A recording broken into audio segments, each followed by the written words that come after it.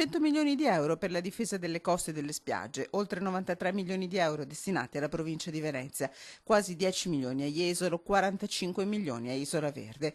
Il Veneto chiama Roma e spiega al Premier Renzi di essere pronto. Tutto messo nero su bianco in un corposo dossier inviato al Premier, al governo, ai parlamentari, consiglieri regionali e anche ai segretari regionali di partito.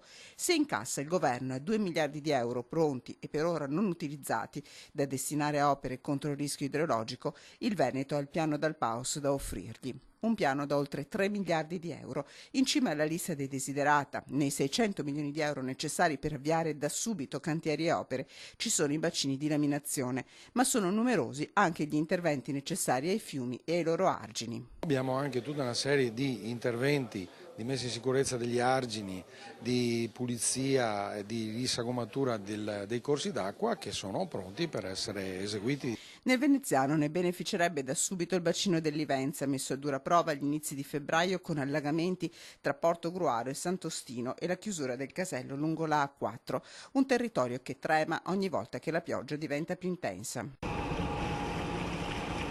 Continuano i lavori nei cantieri avviati all'indomani dell'alluvione di Ognissanti del 2010 in Veneto, ma le opere pronte a partire sono molte di più. Il Veneto è pronto ad aprire nuovi cantieri, spiega la Regione al Premier Renzi nel suo dossier, e non chiede di meglio che di essere messo alla prova.